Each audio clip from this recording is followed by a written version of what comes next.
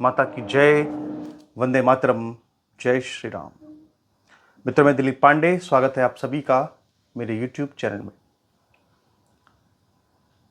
मित्रों, कल तीसरे चौथे दिन जंतर मंतर पर हजारों की संख्या में भीड़ इकट्ठा हुई।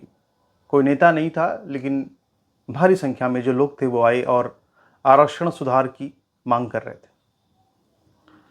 स्वतः स्फूर्त आंदोलन था पूरी तरह से। लोगों को उम्मीद नहीं थी कि इसके आगे भी कुछ होगा, लेकिन आज सुबह सुबह अभी तमाम तस्वीरें आने लगी रात की,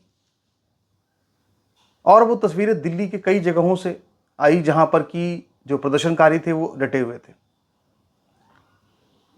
तो उन तस्वीरों के बारे में आपको बताएंगे और वहां पे किस तरह की झड़प हुई, पुलिस ने किस तरह रोकने का प्रयास किया, किस तरह पुलिस कनॉट प्लेस को और तमाम इलाकों में दिल्ली के वहाँ पे बहुत ज़्यादा चाक चौबंद सुरक्षा व्यवस्था कर रही है। पूरी फोर्स वहाँ पे लगाना चाहती है कि अधिक से अधिक यहाँ पे लोग को एंट्री न करने दी जाए। कई तस्वीरें हमारे पास आई हैं, इन पे हम चर्चा करेंगे। लेकिन कल से ही एक बात जो समझता हूँ कि बहुत महत्वपूर्ण है, आप सभी से करनी चाहिए, और ये बात करनी इसलिए ज़रूरी है क्योंकि आज जो हो रहा है इसको जब हम देखते हैं तो हम पीछे मुड़ के भी देखते हैं कि हम क्या छोड़कर आए हैं। मित्रों, आप ये समझ लीजिए कि ये जो कुछ भी अब शुरू हो चुका है, इस भावनात्मक उफान पर किसी का कोई कंट्रोल नहीं है, किसी का कोई बस नहीं हो सकता। वेस्ट बंगाल का चुनाव एक अलग बात थी। अब उत्तर भारत के मैदान में जाति एक बहुत बड़ा मुद्दा है। यहाँ पे जाति के आधार पर पार्टियां बनी हुई हैं और उन पार्टियों के नेता मुख्यमंत्री तक बन चुके हैं जाति के आधार पर ही। यहाँ की राजनीति बहुत ज़्यादा जाति प्रभावित है। और महत्वपूर्ण बात यह है कि ये जो कुछ भी आज हम यहाँ पर पूरा देख पा रहे हैं, कनॉट प्लेस, दिल्ली, ये सब जो हो रहा है,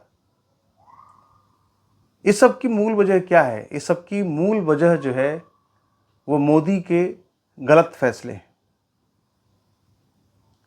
जो टाइमिंग है, मतलब ये जो समय था, एक ऐसा समय है जब वास्तव में सारे हिंदुओं को इकट्ठा होकर के एक ऐसी तैयारी करनी चाहिए थी कि हिंदू समाज कजवाए हिंद, जिसका डर लगातार है, जिसकी तलवार का डर लगातार है, उसको कम से कम 500 साल, 1000 साल अपने से दूर कर देती, उस बुरे समय को अपने से दूर कर देती। वो बुरा समय कभी भी आ सकता है, जिस तरह की परिस्थितियां देश के अंदर हैं। और इससे निपटने के लिए इस देश के हिंदुओं ने मिल करके मोदी को प्रधानमंत्री बनाया, 3 टर्म उनको दिए, 2 बार प्रचंड बहुमत दिया, तीसरी बार भी उनको 240 सीटें बहुत होती हैं अगर काम करना हो तो। किसी को काम नहीं करना फिर तो कोई बात ही नहीं है, इरादा होना चाहिए काम करने का। लेकिन मोदी ने क्या किया कि उन्होंने पूरा जो समय था वो बर्बाद किया। आज की डेट में कोई कितना ही बड़ा से बड़ा मोदी भक्त हो, लेकिन वो ऐसा एक भी कोई काम नहीं बता सकता ज़मीन पर जो ऐसा कोई ठोस काम हो जो मोदी गिना सकें जिससे कि हिंदुत्व मजबूत होता हो। जबकि ऐसे उन्होंने बहुत काम किए हैं जिससे कि इस्लाम इस देश में बहुत मजबूत हो गया। तो अब कहेंगे राम मंदिर, तो राम मंदिर बनना कोई नहीं है। राम मंदिर की सुरक्षा के लिए कितना आपने क्या किया, आगे आप ये मंदिर कितना दिन सुरक्षित रहेगा, इसके लिए सोचना जरूरी है। और बहुत से मुद्दे हैं। तो ये सब कुछ जो पूरा एक माहौल था, इस पूरे माहौल को मटियामेट किया मोदी ने और सामान्य वर्ग की जातियों की पीठ में छुरा घोंपा यूजीसी ला करके। जबकि अगर देखा जाए तो एकमात्र, अगर देश में देखें तो हिंदुस्तान में जो भी हिंदू जातियां हैं उनमें सिर्फ सामान्य वर्ग ही एकमात्र ऐसी जाति है जो कि होल सोल ब्रांड एम्बेसडर थी हिंदुत्व की।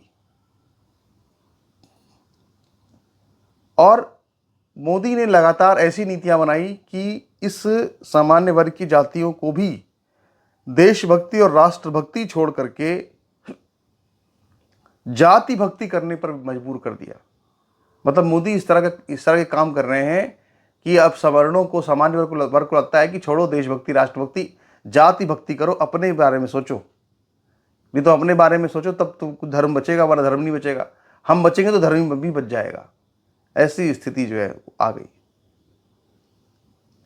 और ये सब क्यों हुआ? ये सब इसलिए हुआ क्योंकि मोदी ने सामान्य वर्ग की पीठ में छुरा घोंपा। आप देखिए, इस देश के अंदर SC ST OBC की जो तमाम ऐसी जातियां हैं जिन्होंने अपनी अपनी पार्टियां उत्तर भारत में बना रखी हैं। हरियाणा में, यूपी में जाटों के नाम पर जाटों की अपनी अलग अलग पार्टियां हैं। जैसे RLD है यूपी के अंदर, INLD थी वहां पे हरियाणा में।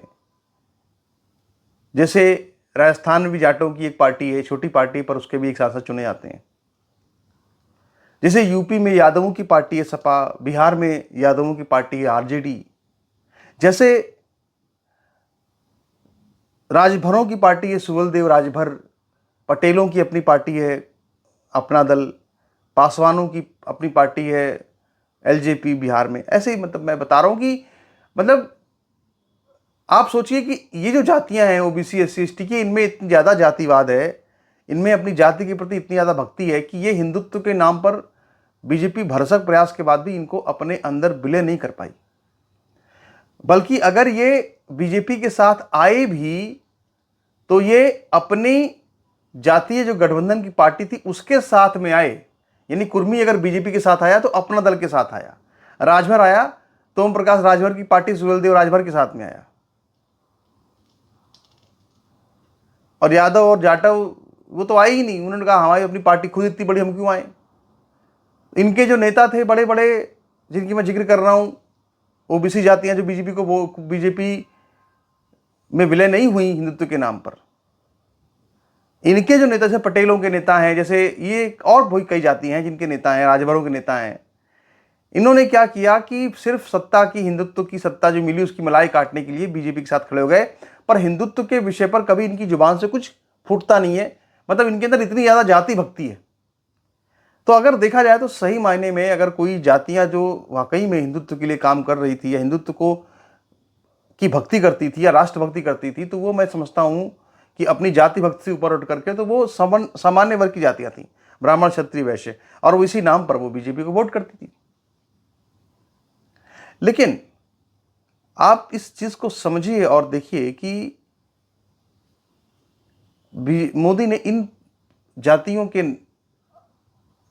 खिलाफ लगातार कानून बना करके, उनको परेशान करके, इन जातियों को भी हिंदुत्व से विमुख कर दिया है। आज की तारीख में अगर आप किसी भी बात करेंगे सामान्य वर्ग के व्यक्ति से तो वो बोलेगा हिंदुत्व जाए भाड़ में, हम पहले अपने को बचाएं, हम पहले अपनी नौकरी बचाएं, अपनी नौकरी चाकरी बचाएं, अपने आप को बचाएं, अपने बच्चों को पालें, कि हम हिंदुत्व के चक्कर में पड़े। जब बीजेपी ऐसे ऐसे कानून बनाएगी कि SC ST की ऐसी ऐसी चीज़ें लगाएगी कि जिससे लोगों को तकलीफ होगी, दुख होंगे, परेशानी होगी, तो क्या करेगी फिर इसके बाद हिंदुत्व की बात करके? क्योंकि ये बीजेपी ने ऐसा मजबूर कर दिया, ये मोदी ने ऐसा मजबूर कर दिया सामान्य वर्ग को कि तुम जाति की बात करो, अपनी हिंदुत्व की बात मत करो, छोड़ दो तुम उसको। वेस्ट बंगाल एक अलग इशू है, जहां जहां भी हिंदुओं के अंत की माहौल बनेगा वहां तो हिंदुओं को एकजुट होकर मजबूरी में बात ये वोट किसी को देना ही पड़ेगा। लेकिन बहरहाल जो कुछ भी हो रहा है, तो जंतर मंतर पर कल किस तरह का प्रोटेस्ट हुआ उसको लेकर के फिर हम एक बार आपकी रिपोर्ट लाएं। रात में क्या हुआ, ये कनॉट प्लेस की तस्वीरें आपको हम दिखाना चाहते हैं। ये कनॉट प्लेस है, देखिए, दिल्ली का, और यहाँ पर जो है रात में किस तरह का प्रोटेस्ट चल रहा था, जरा देखिए एक बार। देखिए रात के 8 बज रहे हैं और कनॉट प्लेस में अभी भी हजारों की तादाद में लोग हैं, ठीक है, पूरे लोग हैं, और ये एकदम ऑर्गेनिक भीड़ है। ये वो जनता है जो सरकार की नीतियों से परेशान है, और ये लोग किसी पॉलिटिकल पार्टी के लोग नहीं है, इनको कोई गाड़ियों में भर के नहीं लाया है। ये लोग यहाँ अपने हक की आवाज़ उठाने आए हैं, अपनी मांग उठाने आए हैं। कनॉट प्लेस में रात के 8 बजे हजारों लोग हैं, एक जगह इन्हें खड़े नहीं होने दिया जा रहा है। पुलिस है, पुलिस ने अब यहाँ बैरिकेडिंग लगा दिया है, रास्ता बंद कर दिया है। कनॉट प्लेस में ये लोग हैं, करीब 700-800 लोग यहाँ हैं। पूरे कनॉट प्लेस में तितर-बितर लोग हैं, इनको उठा के ले जाया जा रहा है और इन्हें फिर पुलिस मार के बंद कर रही है। और ये देखिए पुलिस आ गई। तो ये आपने देखा कि कनॉट प्लेस की स्थिति क्या है। अब आपको दिखाते हैं जंतर मंतर पर क्या हो रहा था रात में।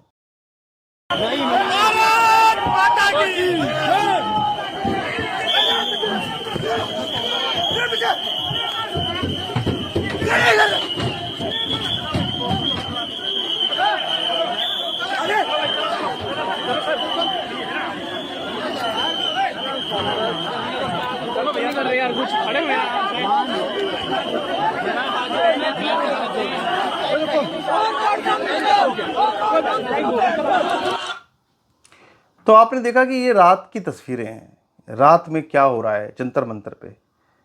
दिन को छोड़ो, रात तक में लोग जुटे हुए। और यहाँ पर देखो,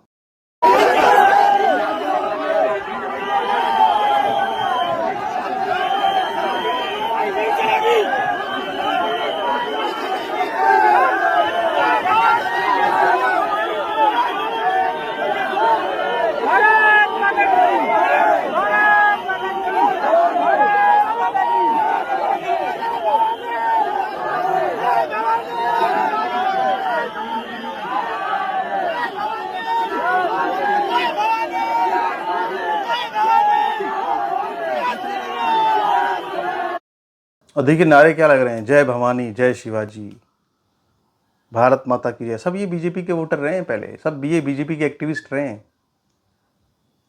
जो बीजेपी के एक्टिविस्ट थे, जो हिंदुत्व के एक्टिविस्ट थे, वो कैसे अब कास्ट एक्टिविस्ट बन गए, समझ रहे हैं। तो मतलब बीजेपी ने खुद, मोदी ने बहुत बड़ा धोखा दिया हिंदुओं को। 15 साल कम नहीं होते किसी को, 15 साल मिले काम करने के लिए, कुछ ठोस काम नहीं किया। हवाबाजी करते रहे, जफर सरेसवाला को और अब्बास को अपना दोस्त बताते रहे। और अगर इस हिंदुस्तान की बर्बादी होगी तो इसको बर्बाद करने वालों में एक जो प्रमुख नाम लिखा जाएगा, उसमें एक नाम मोदी का भी जरूर होगा कि इसने हिंदुत्व के नाम पर वोट मांगा पर काम सारे मुसलमानों में किए। नमस्कार, धन्यवाद।